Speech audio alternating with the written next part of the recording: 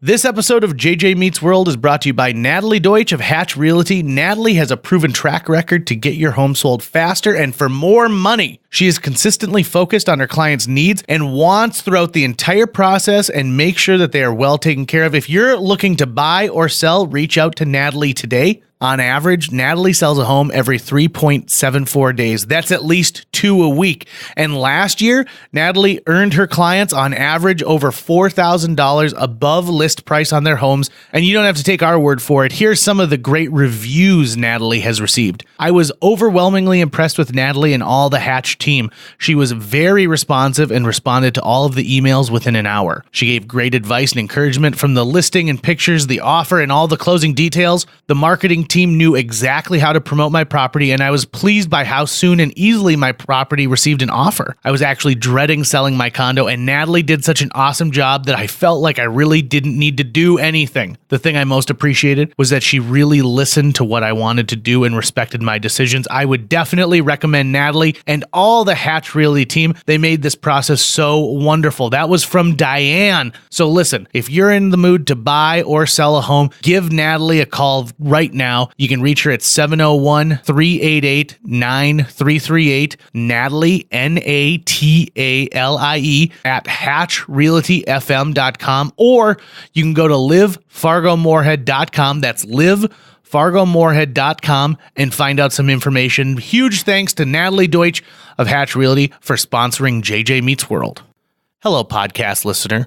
Thank you for choosing to listen to JJ Meets World. This episode features writer Tracy Frank with details about her new musical, Weather the Storm. We talk about the creative process, we talk about basing something off of historical fact, and we talk about waiting for Guffman. Plus, Tucker takes me to task about Diet Coke, which I don't think that he should because I love it and I need it to live.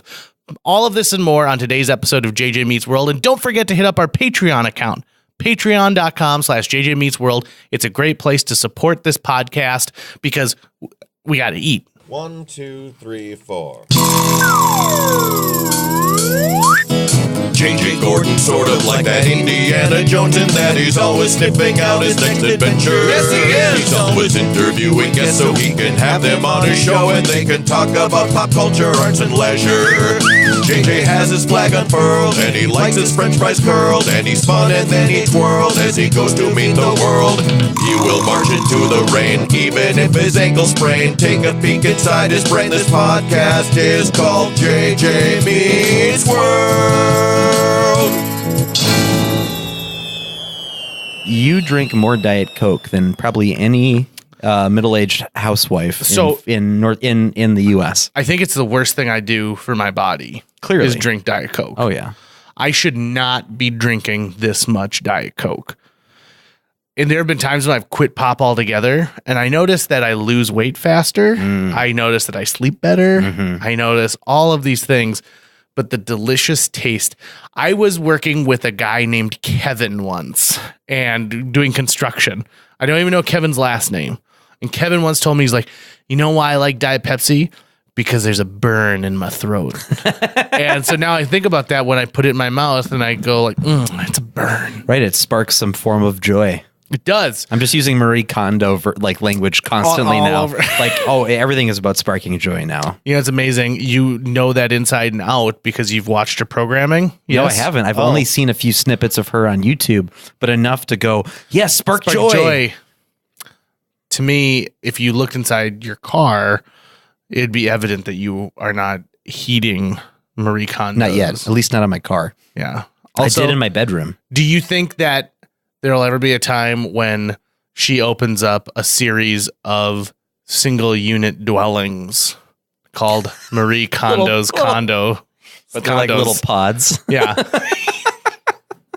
They're like, don't worry. There's one shelf and one bed and one sink. Think of all the aluminum you could be saving, or like all of the. I recycle. You recycle your cans? I recycle my bottles. How come you're not just turning them in for some little change for more Diet Coke? Oh, do you know how many cans I have to turn in to buy a can of Diet Coke nowadays? I don't know. You said you drink a lot. Can we talk about this? Pop has gone up drastically in pricing recently because it used to be that the constant savings was $2 for $2. for bottles of Diet Coke. Now it's like 2 for $3.33. That is not just inflation. That is price gouging. They know that I'm addicted to this. Yeah. They gave me my taste. Right. And now they're going to double down on it. Right. And then they released all those little flavors like Diet Coke Mango, Diet Coke with Citron. No, don't mess with it. Do you remember when we lived together at your dad's house and I drank Diet Coke Lime like it was going out of style? Yeah. Those, and then I would go to Sam's Club and buy 6 at a time giant chocolate chip muffins. Right. I remember chocolate chip muffins. I remember like mixing your lime Diet Coke with like vanilla vodka or something at one point. I was very experimental when it came to drinking as a young man. No, thank you. Not one bit. But, we all have our vices, right? We all have that thing. I remember I was in a pretty horrific car accident in 2008. And because my car is such a pigsty, it flipped over. I flipped on the interstate, and Britta Nelson, a previous guest on the podcast, noted that when she was watching the news coverage of it that night, there were line benders posters spewing from the back window. She's like, that's how I knew it was your Yukon, is because I could see all the posters you did not hang up for the show that we had a week before. I'm like, yeah, that's true. You can tell a lot about a person by what they keep in the back of their car. Yeah. I like how that's what she went to. Not, are you okay? Are you hurt? It was like, yeah, I knew that was you. I knew you weren't putting those posters up. I'll even double down on it. She even told me, she was like, I knew it must have been bad because I saw that you sacrificed a Hawaiian shirt to make a tourniquet for yourself because I had scraped my elbow. And so I was bleeding from the elbow. So you needed a tourniquet for your scraped elbow. Well, I mean, I was bleeding. I've got scarring from it. And so, when I was in that accident, I Michael Bay'd my car. It flipped over and I probably went like 30 yards upside down on the interstate, released my seatbelt and fell to the roof of the car. All of the airbags had gone off. The seatbelt and airbag saved my life because I walked away from that thing without a scratch until... Except for your elbow. I crawled out and cut my elbow crawling out. So gotcha. If I would have been a little more patient, I might have been okay. Here's something they don't tell you about when an airbag goes off in your face. It's a chemical reaction that makes that small explosion to heat, inflate the airbag. Every time I ate something warm for the next couple of days, it tasted like that chemical. Really? Yeah, because that chemical was all inside my nostrils, and you inhale it as you're breathing. Whatever happened to the person whose car you ramped off of? He's fine. He wasn't injured? Nope. Okay. Yeah, everyone walked away from it. Thank God. Now, if that guy wouldn't have stopped completely on the interstate like a doorknob. Was it a choice he made versus like the car malfunctioning? Yep. So he had not merged properly.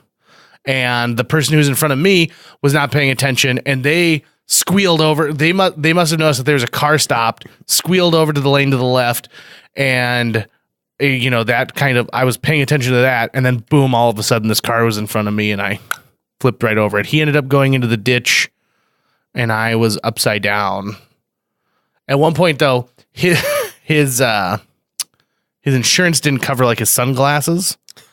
And so I ended up having to like get a summons for his $40 sunglasses. What? Yeah. So I had a summons to appear in small claims court to pay for his $40 sunglasses. And I asked somebody about it and they said, don't go to court for this because the second that the court proceeding starts, whether you win or lose, it can affect your credit. Huh. So they said, if you lose, you technically have a judgment against you. Okay. Which is bad. Yep. So when I got there and saw him for the first time, I'm like, how about if I just write you a check for $40? And he's like, okay. Nice. Okay. But I remember getting served at my apartment, and the guy was like, I'm a off-duty sheriff, and I'm serving you for $40. And I was like, all right then, rock and roll. Today's episode has nothing to do with sheriff serving you with papers, but it does have to do with community, and it does have to do with a historical event that really gripped the region, the 1957 tornado that came through Fargo, is being turned into a stage musical. Right. And our guest today, Tracy Frank, is one of the authors of that stage musical. Tracy talks about the process, talks about what it's like to adapt a piece of historical fact into entertainment, into a fictional piece. It's pretty interesting. Yeah, I'm really excited that we got to meet Tracy. Shout out to Carrie Knutson for reaching out to me and being like, "Hey, I'm involved in this company that's putting on this show, and you should speak with the playwright." And so, getting a chance to spend time with Tracy and not just. We don't just get to learn about history in this podcast, but we also get something that I think is fairly rare, which is an inside look at the beginning of a brand new piece of theater. Yeah. Right. One that was written in town here, inspired by true events, being composed by a local guy, Topher Williams, local composer. I'm excited to see this show this summer. Yeah. And also, it turns out Tracy's never heard of Christopher Guest's opus, Waiting for Guffman. So we get to school her on that. Plus, if you stay tuned after the interview, immediately after the interview, we're going to play you a selection that's been recorded from this show. So this is sort of like the world audio premiere. Right. Good. Nice sneak peek of the show. Yeah. So stay tuned and enjoy this episode of JJ Meets World with our guest, Tracy Frank. JJ Meets World. Frank is okay. So Tracy not like Frank or anything like that. Not Frank's. Frank's. Just one. Yeah, wouldn't want to confuse you with the hot sauce people or the sauerkraut folks. Are you related to Lisa Frank? No. Oh, I know, missed right? out on that Wouldn't one. that be nice? You should just tell yourself you are Lisa Frank. Who's gonna be like, no, you're not. I don't know what Lisa Frank looks like. And be like, sketch me a unicorn. Right? That's the test. Wasn't that the 80s though? Oh, I think that was No, that was the early 90s. 90s. That was the 90s. That was my elementary school. So Every maybe I girl could say in she's elementary my school. mom, Lisa Frank. There you or go. aunt or something. Yeah. I mean, you don't. But she's not. Yeah, you don't have to be the Right. like Lisa Frank. Is Lisa your first Frank name the is second. Yeah. Yeah. Lisa Frank II. But you're Tracy Frank. Right. Tracy Frank, you're on JJ Meets World. Welcome to the podcast. Thank you so much for having me. I understand you're super excited to be here right now. I am. Good. I am. Fantastic. Yes.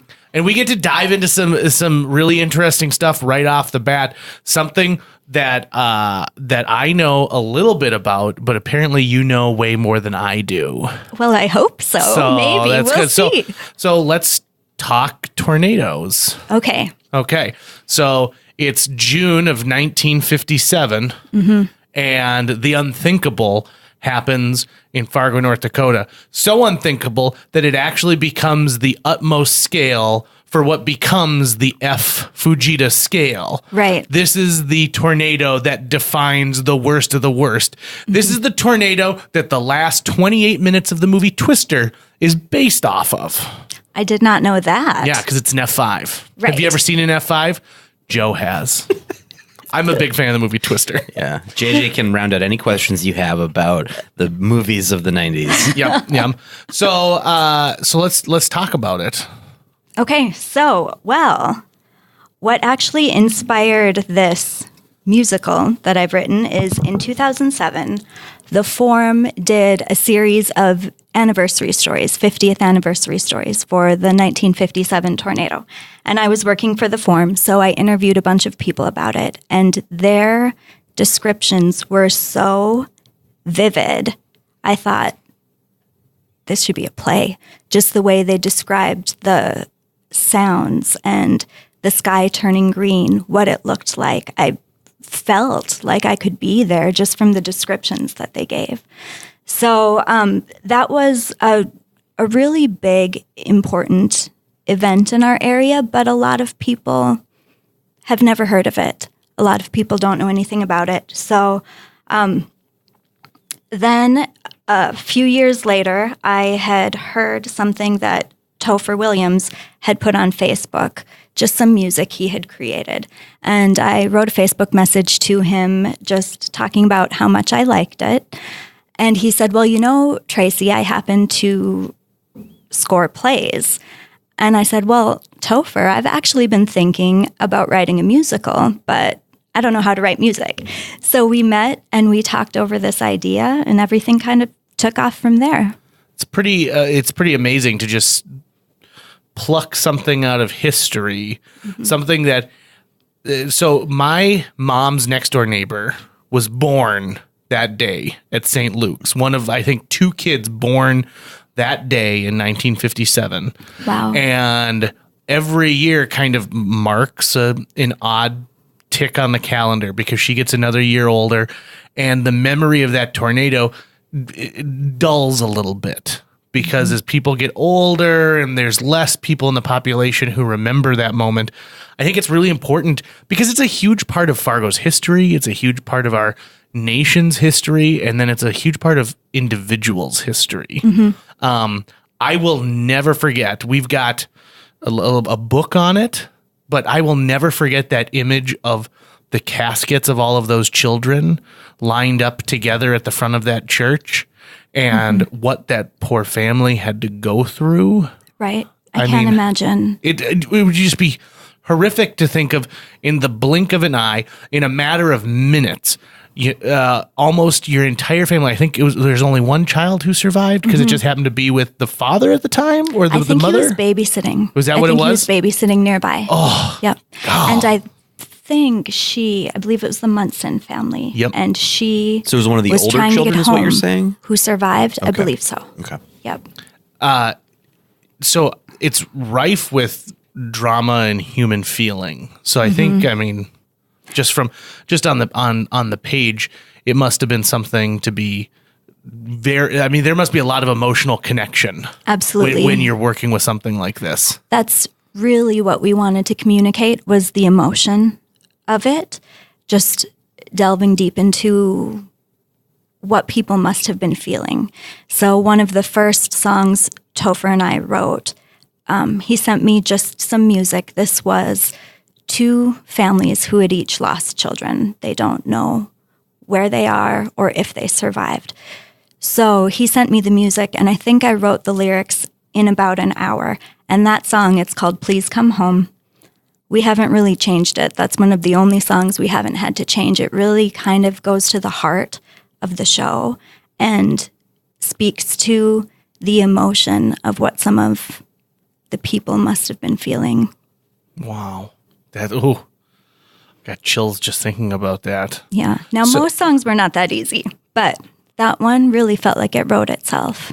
Did you find yourself with songs that at this point you've pulled out and you said, gosh, it's a fine song, it's a great song, it just doesn't necessarily fit in the story we're trying to tell? Yes. So we did our first draft in about 2015 and did our first stage reading at FMCT in the summer of 2016. So it's changed quite a bit since then. Entire characters have been removed, entire songs have been removed. And we have one song, it's a duet between 2 of the younger kids who have fallen in love, and it goes through a little bit of their story. So that song I wrote, I think we're on our 6th version for me, and Topher Williams, the composer, has said he has done somewhere in the neighborhood of 15 versions of that one song, and we just kept changing it. It didn't feel right, and now I think we finally have a version that we both love, and it fits the characters, and it fits the show. So are the characters actual people that have been lifted from history, or are they kind of a hodgepodge of different people's stories put together? No, the characters are all fictionalized. So I call it a historical fiction inspired by the 57 Fargo tornado. I really wanted to have the freedom and the flexibility to play with the characters' stories. They, some of them talk about real events that have happened, and some of them, one of the families, they have the scenario where the baby was blown from the mother's arms and ended up surviving. So that actually happened. We felt we should put that into the story because it was such just a powerful and in some ways unbelievable event to have happened. But otherwise, the characters are all from our imaginations.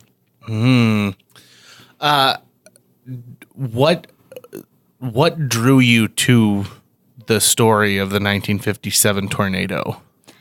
I think it was ultimately the emotion, the story of community. It's a story of our community, but more than that, it's a story of community in general.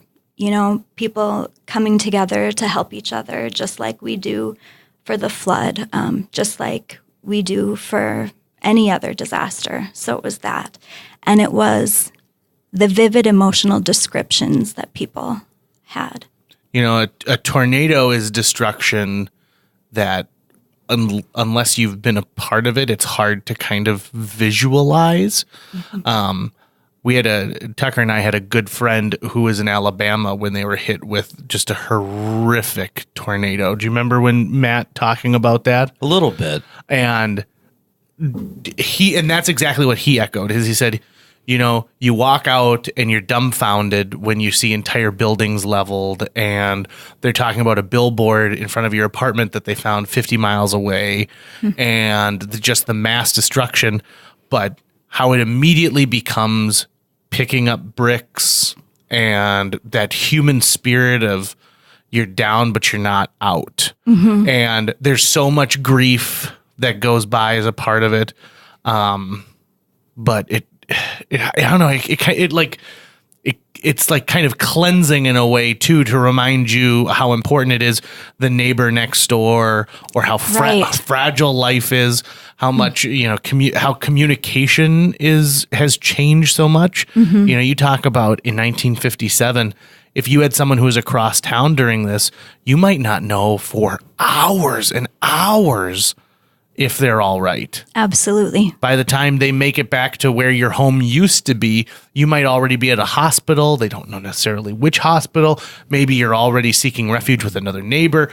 They're just, I mean, the laundry list of ifs and that confusion, I think, is just, I can't even begin to imagine. Well, I wonder what that was like. I mean, roll the clock back even further, you know, to hundreds of years ago, when we don't have understandings of weather and how they work. You know, name a scarier looking form of weather than a tornado, right? It's crystal clear. It's right in front of you, and it seems so focused, right? Mm-hmm. It's whatever patch of ground it's on at that moment is where it's bringing devastation.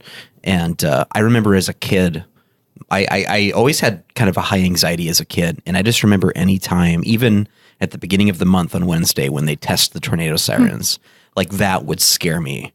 And if I heard a tornado had landed, even a small one, you know, 20 minutes north or whatever, I thought we're all going to die. Had you been through one? Never. I've never been through one. Just as a kid, the sight of them scared me. The idea of them scared me. Mm-hmm. This notion that from the sky, this dark and twisting cloud can just flatten the things or throw things around. And I'd also seen Twister, right?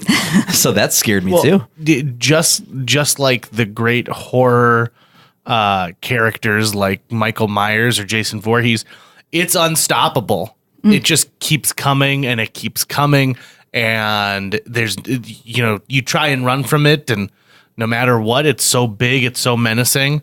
We had to read a book when I was maybe like in 6th or 7th grade called Night of the Twisters. Did you ever read that? Night of the Twister? Nope. Twister or Twisters, one or the other. Nope, I didn't. And Tracy, did you? I have not. No. It's about a little boy who happens to be home alone with his younger sibling when a tornado hits their town. And so they go down to the basement and their house collapses in, but they're inside the bathtub like you're supposed to do to stay safe. And he gets out, and it's about what happens to him the rest of the night. And I remember reading this thing being like, oh man, this is so intense. And I gave it to my grandmother being like, is this what it was like in 57? She's like, oh my gosh, whoever wrote this understands what it's like after something like that happens. Wow. And yeah, it's really, really good. Who knows? Maybe people will be bringing their grandmother to your musical and they can be like, was this what it was like, Grandma? And then they tear up and say, yeah, it was. Yeah, we all sang. Yep. constantly. This Our might be a inner little monologue came different. out. Might be a little different. Yeah. Are there happy moments? Oh, yeah. Okay. There's a lot of comedy, especially at the beginning. So the tornado hits right before intermission. So the first half, we are getting to know the characters, getting to know their stories, and it really explores sort of these themes of how we're all connected in some way. We're all more similar than we are different. So none of the songs are sung by just one person. Each one is at least a duet or has even more people, just to show that we're kind of all in this together. And there are some situations where characters are going through similar circumstances, but they don't realize it, especially one of the mother and daughter teams. They're both going through similar heartache. So they're singing a duet together, but they're not singing it with or to each other. They're separated, just to illustrate. There are so many times in life where we're so caught up in ourselves, we don't realize what the person closest to us is experiencing. So first half, we're really getting to know the characters and their circumstances. And then the tornado hits. So we go through that together. And then we explore some of the aftermath, looking for loved ones. We have some of the grief stages in there too, and anger toward each other, looking for someone to blame. Of course, it's a tornado. Who are you going to blame? But you should have been there with her. You should have told us, that kind of thing. And then working through all of that to get to the point where they come together as a community again. So does this take place in one day? It's over 2 days. But the first day is just a Cass County Fair scene. It opens up at the Cass County Fair, and we have a pie contest and, all of that kind of fun stuff to establish how some people may have felt just before, not realizing that this disaster was coming. When you did your stage reading, any people who survived the 57 tornado come to it and give you some personal feedback? They didn't. I think some people did come, but they didn't give feedback. We have sang some of these songs since then at nursing homes or nonprofit event fundraisers, and I've had people come up to me and say, "You wrote my story," or I lived through it, and that explained what we were going through. So that's always encouraging, because honestly, sharing your art with other people can be terrifying. And with something like this, I know not everybody is going to like it, and it's inspired by the event, but it's not completely historically accurate representation of the event. So if some people come expecting that, they might be a little disappointed. It's not a documentary. Right, exactly. So just to get that feedback, it's really encouraging. What's it like to be a journalist at the same time as a playwright? Like you're collecting the stories, for the day-to-day job, but then you're trying to use that in a creative outlet at the same time.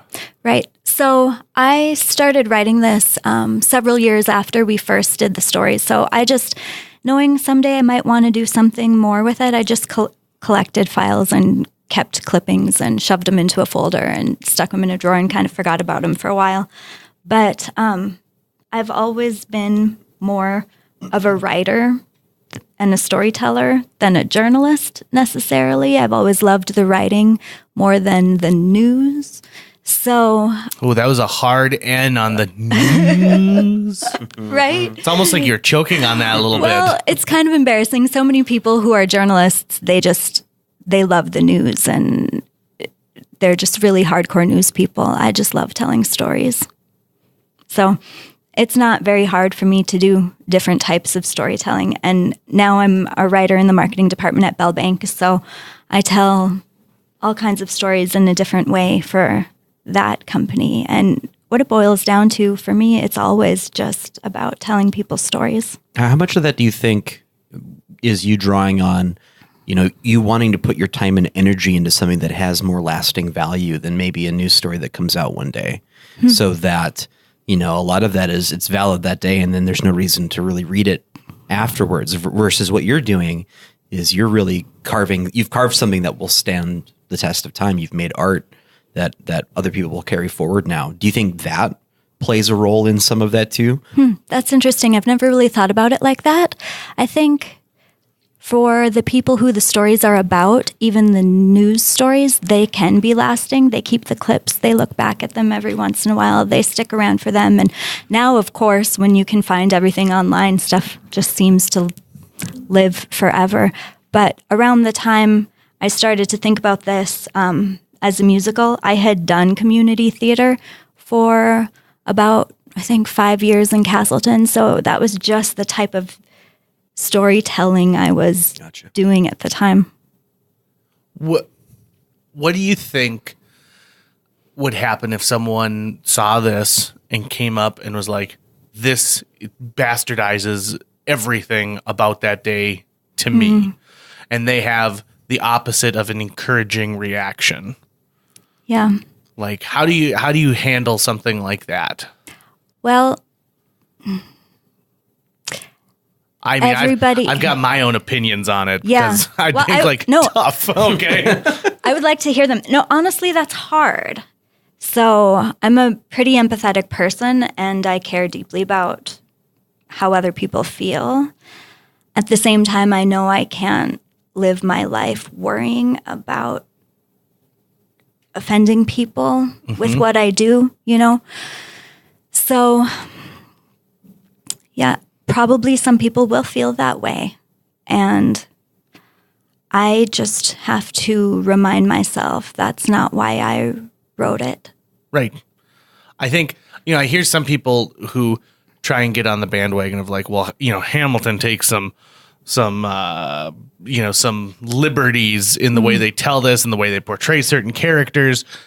And I'm like, well, I mean, this is supposed to be entertainment at one point. Right. And entertainment, it doesn't have to be funny clown the whole time. Entertainment can mean drama as well. I mean, by the mere fact that you're seeing people who are not those people reenacting something they weren't there for on stage, it's not possible to be ultra realistic. It's not a photograph. It's and that's memory. why I've always tried to make sure to say inspired by and not based on. Was that a choice early on? Yes. Yeah. Yeah, because I did want creative flexibility with this. So somebody comes to you and says, like, Tracy, I'm J.W. Bigley. I want to put this show, I want to put it into previews, and we want to put it on Broadway. Do you think it's ready, or do you think you've got a couple more drafts yet? Ooh, that's a good question. Because I also know some writers. I think Arthur Miller was notorious for saying, like, even on opening night, he's got lines that he wishes he could tweak a little bit.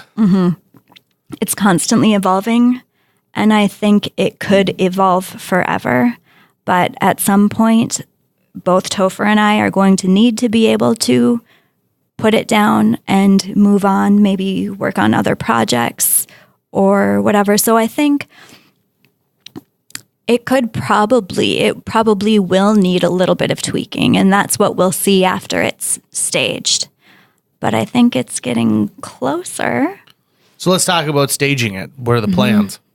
So we are going to be performing it at Bonanzaville this summer. And good place. Yep, we're really excited. When Bonanzaville heard what we were doing, they wanted to have the show done there because of the historical tie-in. So they're letting us use their space for free. Oh, very nice. Yep, very nice, because shows take a lot to put on. So we're so grateful for them. And Bell Bank has agreed to be our title sponsor. And we've got, other great companies and grants, Ephemeria Foundation. We're just so blessed in this community, the people who are willing to donate money and in-kind donations and time to help us out. We had a great turnout for auditions, and these people have not even read the script, and they're willing to give their time to help bring us bring it to the stage. So it will be at Bonanzaville, June 12th through the 14th, and 20th and 21st at 7, and then June 22nd at 2 p.m. And what was the date of the tornado? June 20th. June 20th. So, whew. That was intentional. Yeah, I bet. I mean, that's some good marketing right there. I can tell you that much. Initially, so we did the staged reading at FMCT, and we were very lucky that FMCT let us use their space for that too, just to get that help us with that first step. And then our goal was to do a full production of this in 2017, because that would have been the 60th anniversary of the show. But in October of 2016, I was diagnosed with cancer. So everything got put on hold at that point.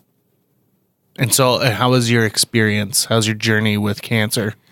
Well, I still have it. It's kind of unusual. It's neuroendocrine cancer. So when they found it, we kind of found it by accident. I had some pain in my abdomen that over-the-counters wouldn't take care of, and it wasn't going away. So I went to the walk-in. Blood work was fine, and the doctor thought we should do a CT scan. So I almost said no, because I thought it was probably an ulcer and would just go away. But I agreed to do it, and they found a mass on my pancreas, which is terrifying. Mm-hmm. Pancreatic cancer is one of the scary ones. So we went for more and more testing, and it turned out to be neuroendocrine. So neuroendocrine is a slow-growing cancer, but typically by the time it's found, it's already metastasized, and mine had. So I had surgery in the spring of 2017 to remove a bunch of it, and I also lost my spleen and gallbladder and some other stuff along the way. And then we thought I was cancer-free, so the following fall I got to ring the bell and was all happy, and a few months later a scan showed something else might still be there.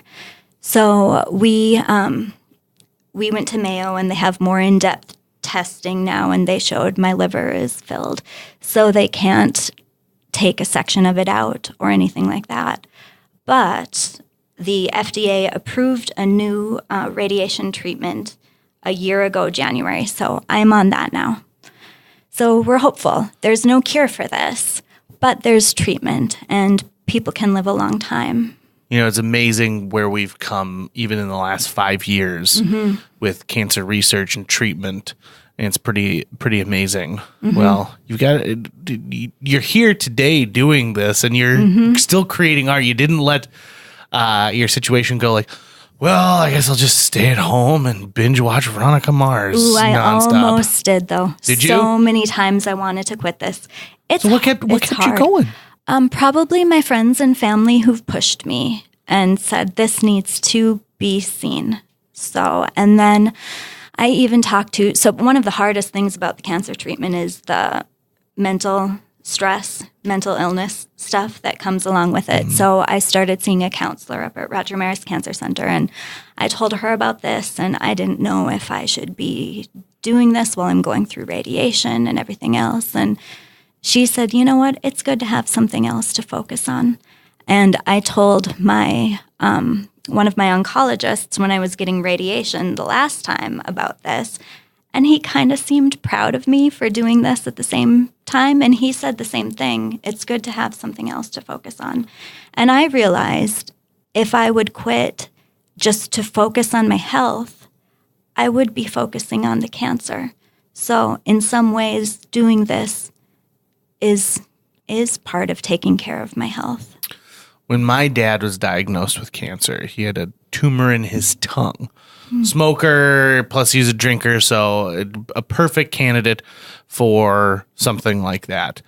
His best days while he was undergoing treatment at Roger Maris were the days he went to work and had that other thing, you know, not that he didn't love being around friends and family, but he was a man who loved his routine. He loved his routine. And so by going back into that, even though it's the monotonous of filling out paperwork and making sure inventories were done and all of this other stuff, the things that make me want to go snore, to him, it meant something entirely different. And so by you getting this story to focus on, I mean, that they say positivity is 90% of the battle with it, but I don't think that positivity is the right word. I think that mind frame is more the word, because you can, like you said, I mean, you had many times where you're just ready to say like, nope, I'm just going to sit here and watch Netflix and that's it. And have those days. Yep. And now, but you've got this thing that's premiering this next June. That's got to be really exciting. That's got to be uplifting. It's extremely exciting. And as I listen to some of the recordings Topher made, and usually it's just a few of us, who did some of the recordings early on, but as I listen to them and then I imagine the people who auditioned singing it and I imagine it taking shape on stage, there are times I'm driving to work and I just start crying listening to it because it's just so heartwarming and fulfilling and exciting that this is going to come together. What is the process going to look like when you start rehearsals? Is this going to be part memorization, part history class? That's a really good question. I figured we would do it just like any other show. Oh, interesting. But I think a history lesson would be important. When I see like a high school doing Macbeth, okay, it sometimes is difficult for me to think of, do these high school kids actually know what they're dealing with, what they're talking about? The desire for power, the guilt when you get that power. I think that sometimes it's something that you want to do because it's exciting. It's this thing that everyone knows about, and I get to do a Shakespeare play. But there are things that are just difficult to understand, and if they just take that idea and they say, like, listen, let's not concentrate on the words, let's not concentrate on the breaths, let's concentrate on the subject matter. Like the character of Banquo. What does your character want? What is this person seeing? Imagine if you saw this in your own life. And that's why, as much crap I think as people give the like 1996 Romeo and Juliet, I think it does a great job of kind of putting that into the context so that when you're watching it, you're like, oh, I kind of understand both of these kids are going against their family and they've made a decision never to see their family again. And because they're in the throes and the power of love. And when you're that young, you think love is so important and it's going to last forever. And if it did, I wouldn't be here. I would be with my high school girlfriend living wherever she wanted to live right now. Well, like these cast members that they may not have lived through a tornado, but they've lived through some form of tragedy that comes from the sky, right? Or that comes from nowhere that you don't see happening. And a tornado is just sort of this great visualization of this deus ex machina that comes in and just obliterates. And whether that be natural phenomena, whether that be cancer, whether that be getting fired, whether that be a breakup, whether that be some sort of gouge in the tranquility of your life, that's really, it seems to be what your play is about, and about how a community heals when it happens to a bunch of us at the same time. Absolutely. Right? That's beautiful. Well, thank you. That's a great description. Well, feel free to just steal it. Put it in the program. Great. Just don't say JJ said it.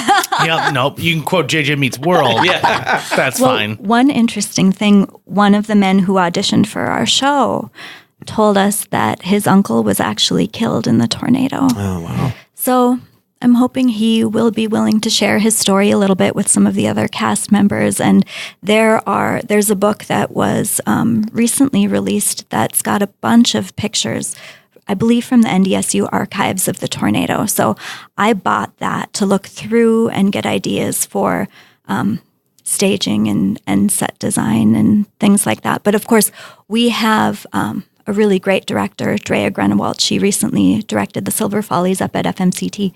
And so all of these will be her decisions and things like that. But I think that would be a great idea, just to let people know what it was like. So I've read some scripts in my day where the writers have included set design as a part of it. And I always think, no, I'm supposed to interpret once you give me a piece of paper, I'll take your words and I'll figure out what fits for the space that we're doing, the style that we're going to do this play in. Is it tough to be a writer and to take that step back and to not just say, okay, I'm not going to tweak the lines anymore, but I'm putting it in the hands of the set designer. I'm putting it in the hands of these other people to take what we've written and bring it to life? I think it will be sort of freeing, especially with theater. It's community art, it's group art, and that's when it can be the most powerful, when you let people interpret the characters how they want to, interpret the staging and everything how they want to. So I've done my part. Now, it's time to hand it off and see what other people can do with it. A lot of it seems to be historical closeness to the writer, right? So like you writing this play now, or even someone who wrote, like Neil Simon writing a play within the last, 50, 60 years. And the fact that we're so close to his time is like, you don't go and crazily reinterpret The Odd Couple. But Shakespeare was a long time ago, right? His feelings were not worried about. Gangland Chicago. But also his shows have been done so many thousands of times that it would seem absurd to not find new ways to reinterpret it. So absolutely. That's part of it too, is that I don't think you're in any danger of having someone totally changing your text until it's become a new American classic and it's been around for a couple hundred years, right? Well, that would be the dream. That's the goal, right? Right. But I mean, even with, I guess, they're not going to take Lost in Yonkers and be like, it's on the moon! New York on the moon! You never know. Instead of a tornado, it's going to be an army of clowns. I hope not. Or I really hope a tornado not. of clowns. So I can't help but think about Waiting for Guffman. Are you familiar with that movie? I am not. You need to watch it. Today. Rent it today. So Waiting for Guffman Okay, I'll is write a it down. Christopher Guest movie.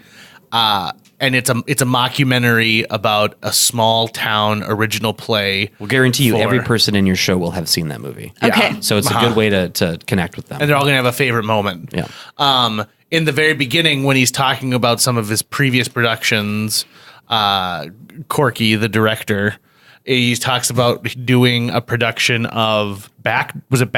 Backdraft. Yeah. The movie. Where he took pieces of paper and he burned them and let the smoke and ash go through the vents at this playhouse to make it so that people were smell the fire. I wanted the fire poked in their nose.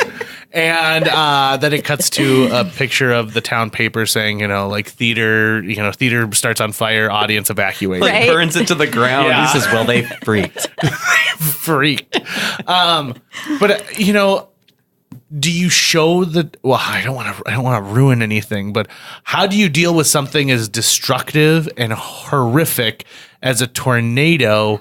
Let's face it, that's the villain, right? So it's your T-Rex, it's your Darth Vader, it is the villain of your show. Does the audience go through an experience with it, or do they go through the experience of seeing what life is like before and then after? Both. So we do have a tornado song. Nobody's singing in it. So there's music that gives you the feel of the emotion of the event. Lighting and sound at that point will be incredibly important. And then we have lines from the characters, things they might be saying at that time.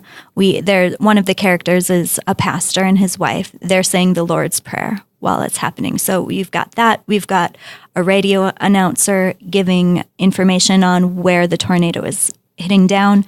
And then you have other people, kids upset, asking what's happening, parents trying to calm them, just people reaching out to each other. So during this scene, it's mostly dark. Maybe there will be some flashing. So really it's up to audience imagination and how that experience will make them feel. Then it's intermission. So that gives us time to destroy our set. So when they come back, everything is different. So it's like when after something like this happens and you go outside and you see the magnitude of what happened. So I'm hoping that will all work staging wise, and then it will really give people the feel for it. Because you really, you're dancing a fine line because you don't want to have a sensory overload for the audience and have them, get a pit so deep in their stomach that they decide to walk out at intermission because of something so intense that they just had. Well, at the same time, you don't want to downplay it. So is that something that changed and morphed a lot through the experience, or you kind of knew that day one when you were sitting down being like, this is kind of what I want the actual event to look like? That, since those descriptions with the light and sound was a big part of inspiring the show, I kind of knew from day one that that's what I wanted it to look and sound like, feel like. And I hope by that point, people will care enough about the characters that even if they do have that pit, they want to stay to find out what happens. I'm sorry, keep going. Well, the second half is, it's the aftermath. So it is a lot darker, a lot more emotional than the first half of the show. We have a little bit of comedy woven in because people are people, and that's important, and you need to be able to laugh at life. Even going through cancer, I love when I can joke around with people about it, and they are not really shocked or offended. They'll just joke right back with me. I myself personally, I think humor is the most beneficial thing to human beings. I mean, a smile is the same in every language. Right. Laughing makes you feel good. It's good for your health. I felt so good when you broke the chair you were sitting in the other day. Did you listen to that one? No, which one? I'm going to write it down and go listen to it. It was last Monday. Okay. So that would have been, I'll look at, anyways. Did you guys just start laughing after it happened? Oh, no, I was in serious pain. It was awesome though, because he was 3 words in. It was, do you ever and all the pieces. And the seat broke underneath him, and then the arms sort of pinched him in. And then he goes, keep rolling. And I couldn't stop laughing for 7 minutes. I timed it. The whole intro is 7 minutes long, and I laughed the entire time. I'll get it to you after we're done recording. Honestly, Mark of a professional. Yeah, why not, right? You guys are right, though. Laughter feels amazing, because that felt amazing to me. I also think, laughter's great at diffusing tension, right? So if the whole second act of your show was intense, so hard that you can't get past it, I don't think people would enjoy it as much. They need that break every now and then to, have a laugh. And that's why the comedic relief character is always so important. Yes, I agree. Laughter is your body reminding yourself that you still have air in your lungs.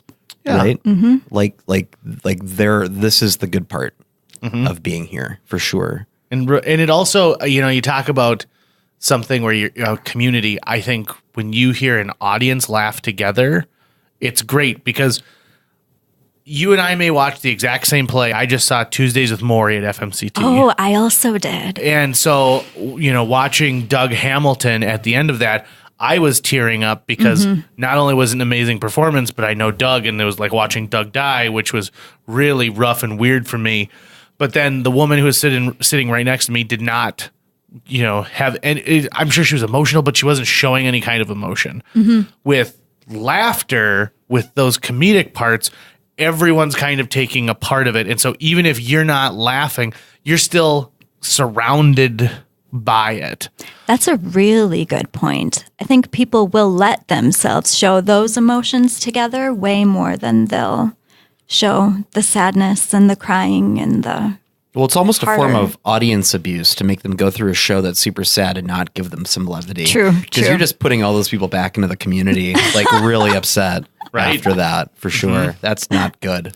Bonanzaville, are they, so other than just being a great host, are they going to set up anything? Because I know that they've got a display, don't they, from the 57 tornado, or at least some pieces and some things? I think they do have some pieces, and I hope so. That would be great if they are able to do some type of display, or at least let people know it's there. So people come to the show, they can come back to Bonanzaville and check that out, go explore. And I think you'll have a lot of people who are interested in the like factual historical pieces after this. I got really into the prison system around like the 50s and 60s after I saw Shawshank Redemption. Interesting. And I was like, oh, thanks, Frank Darabont. That was awesome of you. But I am always surprised when something comes out. So like Hamilton has changed the way they teach kids about the founding fathers, because what was once a footnote now is a much larger part, because kids are like, well, what about when Hamilton came up with the idea to assume state debt, you know?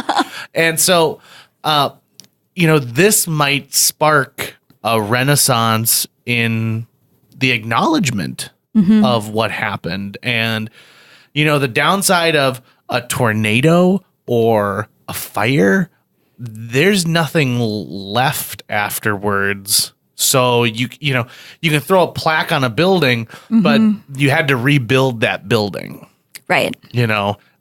So I think that is one of the things that's so the house I live in right now was my grandparents' house, and then my parents' house. It's now my house. And construction started in April of 1957 and had to be suspended for a great deal of time because after the tornado in June, the contractors are like, I'm sorry, we can't finish your house. We've got to go rebuild entire sections of this city. Wow. And so rather than taking 6 months to build the house, it took like a year and a half. And I have just enthralled at some of the stories that people tell. And not all of them are flashy front page stories like the Munson family. Some of them are the small, tiny stories where someone says, yeah, you know, we had a picket fence and one of the pickets went halfway through an oak tree in our backyard. And that picket stayed there until 1996. Right. And so even though they don't have this big historic document like a piece of the paper, they have those memories and the stories that'll become probably a little mythical as time goes on that they share with their family, which are some of my favorite stories. Right. The ones that sort of become tall tales as they go on, where the nugget of truth is there, but surrounding the nugget is some really delicious embellishment. I hope it does get people talking about that, sharing their stories, sharing their histories. I mean, what a great way for people to connect and to kind of revisit such an important part of our past. Will you guys do a Q&A or a panel after one of the shows? Probably. We did last year when, so the theater group that I'm part of, it's Cass Act players, and mostly we perform in nursing homes. We're very new. So we also... You guys did Chaperones. Yes, we did Chaperones. Yep. And then, so that was Scott Ecker's play. And so after we decided to start this theater group to do nursing home performances, we thought, let's help local artists produce their shows.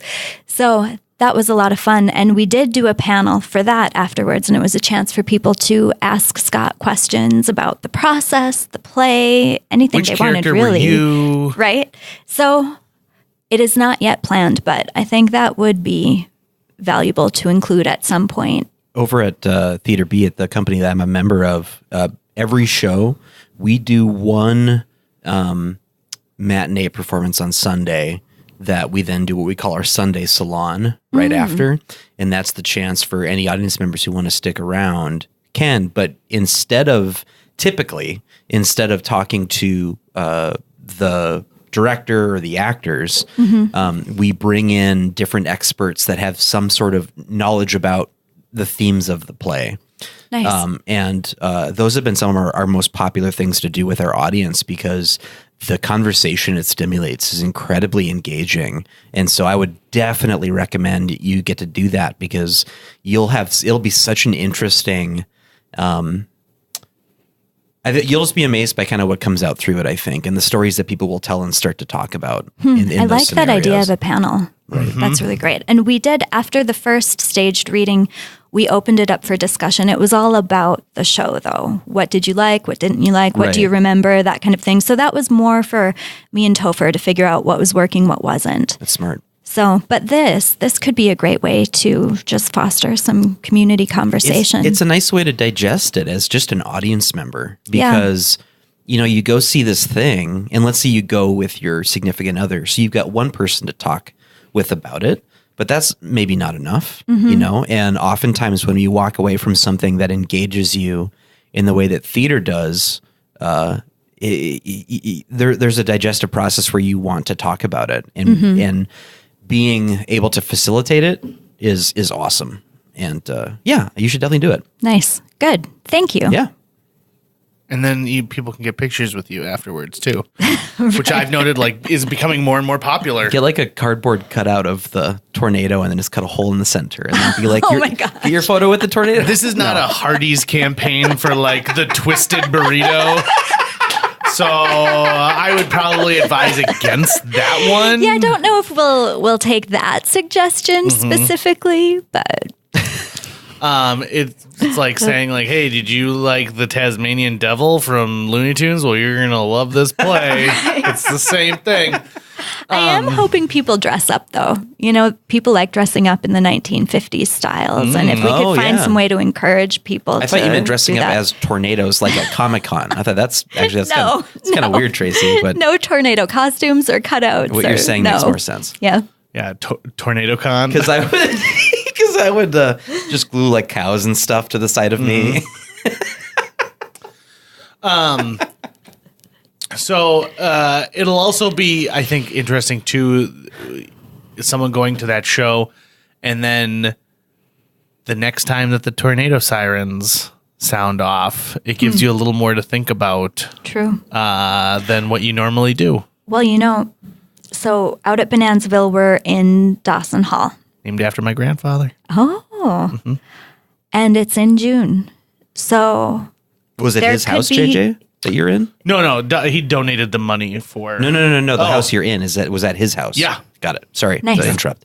So there could be a storm happening when the play's happening, and, we'll just have to go with it. Maybe it'll add to the sound effects. Hopefully it won't come at the wrong time of the show, but... Right? People will be able to hear it. So. I mean, sorry, do you guys encompass tornado siren as part of your sound effects? No, that wasn't around then. Oh, they didn't have tornado sirens back then? That would make sense, actually, that there would have been no warning for the people just on the ground. Right. At least I'm pretty sure, as part of my research, that was not. Oh, interesting. So I think part of the problem was they also didn't have as good of forecasting systems as they have now. The lead time definitely changes. Well, then the Fujita scale also helps them quantify what type of a storm system it is. Right. I'm aware of the F5 rating system from the movie Twister, but I'm curious to just what you learned in your research as to how does this become the standard candle for tornadoes, and how do you measure it? It has to do with the amount of damage done, really? And I believe also the area. So I'm not an expert on this, but I know if you just Google it, it'll come up, and also his involvement with researching the Fargo tornado comes up. But yes, I believe it has to do with how large it is, how widespread it is, and how much damage it does. Okay, got it. Yeah, it's pretty intense. Yeah. And now they've got the system's even more refined now with I think 4.7 and things like that. It's almost like the Richter scale. Yeah, my dad and my grandmother have a tornado story of just a very brief brush with one. My dad grew up in Kentucky, and so he would have been in his early 20s or something. He's driving my grandmother in a car down the road, and in Kentucky it's curves everywhere. There are little to no straight roads wherever you're driving. And it was stormy out, and then suddenly they turn a corner and they realized that's a tornado right there. Wow. And it's moving at them fast. And then they said, it ended up being behind them by a good enough distance that it didn't hit them, but it traveled down the road behind them a little bit before then veering off and hitting a farmstead. And then they, took off after that too. And so I just, as a kid, hearing a story like that was just crazy scary. You think about being landlocked in North Dakota, so you're not afraid of hurricanes, you're not afraid of earthquakes, you're not afraid of tsunamis, but what is that one big natural disaster that can really ruin your day? And it's a tornado. Right. Well, and how many storms have multiple names to describe them. Like a hurricane is a hurricane, right? Well, I think it has categories, doesn't it? No, but I'm thinking like But you a just hurricane. call it a hurricane. You just call it a hurricane. This is a tornado, a twister, a cyclone. right. We have all these different names associated with it because it's got. I feel like there's a mystery behind tornadoes. There's something we don't understand, which makes it all the more terrifying. And like I said earlier, it is unstoppable. And unpredictable. One of the most interesting things about this is when people hear what I'm doing, then they tell me stories. So somebody was telling me, I believe she worked at the hospital or knew someone who worked at the hospital, and they were watching the tornado coming, but it sort of jumped over the hospital. So the devastation could have been so much worse. And you hear that so many times with tornadoes where one house hasn't been touched and the other one is completely destroyed, or some of them have their entire front side missing. Then you'll also have stories of miracles, like the baby who was ripped from his mother's arms and then survived, or somebody found a photograph 10, 15 miles out of town and it was perfectly intact, not a wrinkle, not damaged at all. So even in the midst of this horrendous disaster, there are still miracles that happen. Mm-hmm. Very cool. Very cool. Remind us again of the dates. Okay, so this June 12th through the 14th and 20th through the 21st at 7 p.m. and June 22nd at 2 p.m. at Bonanzaville. And we will have ticketing information on cassactplayers.org. Cool beans. All right, Tracy, thank you so much for making some time for us today. Thank you. Thank you guys so much for having me here. You were great. Well, we can't wait to come see the show. Great. Do we even talk? What's it called? Weather the Storm. Weather the Storm. Mm-hmm. First, right. we were calling it F5, but that didn't really quite seem to fit the feel of the show. People would think it's about trying to get a felony off of your record now. Possibly, like that's got another reason, right? reasoning in Fargo. But also it felt more like the movie Twister, and that's not what the musical feels like. Interesting. Yeah, Why didn't I ask that question at the sensationalist. beginning? Right. Like We just jumped right in. You were so excited. We I just was. jumped right in. Okay, thanks, Tracy. Yep, thank you. And now a sneak preview of a song from Weather the Storm by Tracy Frank and Topher Williams.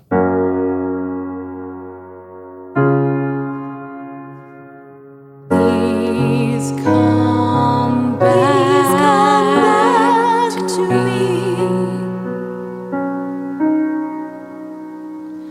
My heart is breaking to pieces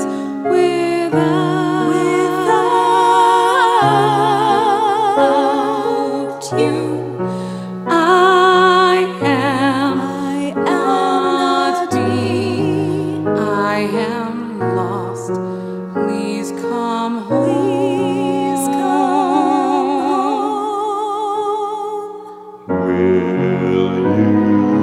Will you forgive me?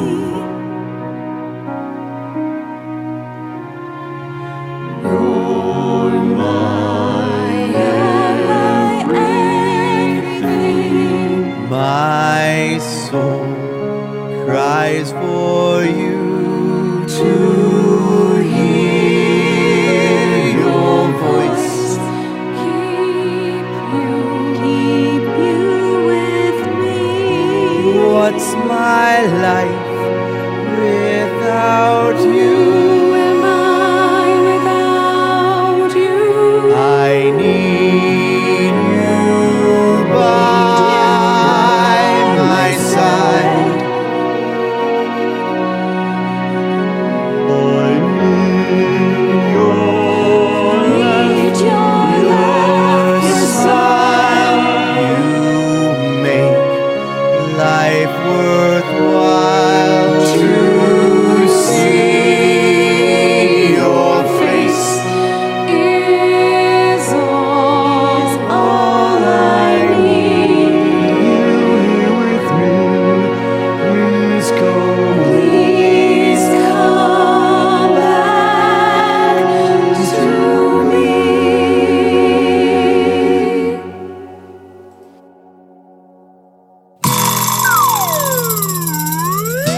A huge thanks to Natalie Deutsch of Hatch Realty for sponsoring this podcast.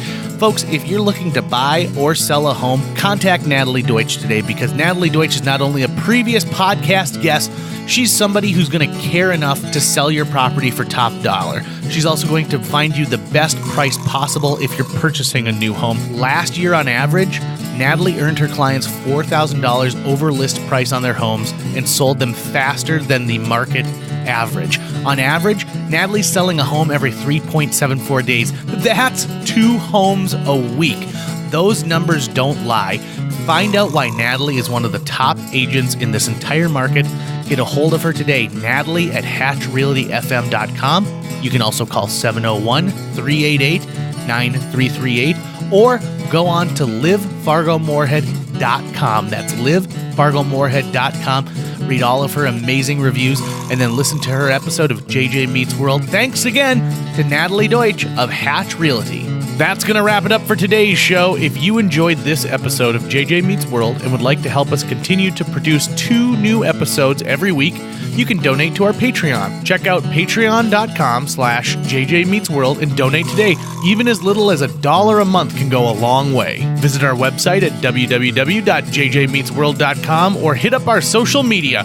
We're on Twitter, Facebook, Instagram, all the sites the kids are using these days. If you'd like to stay up to date on new episodes of JJ Meets World, you can find us on iTunes, Google Play, Spotify, Stitcher, iHeartRadio, YouTube, or wherever you consume the podcast that you love. JJ Meets World is produced every week by Tucker Lucas. You can find out more about Tucker's work by checking out www.moonbasemaria.com. If you want to get in touch with your host with the most, go to linebenders.com, and you can find direct contact info for JJ.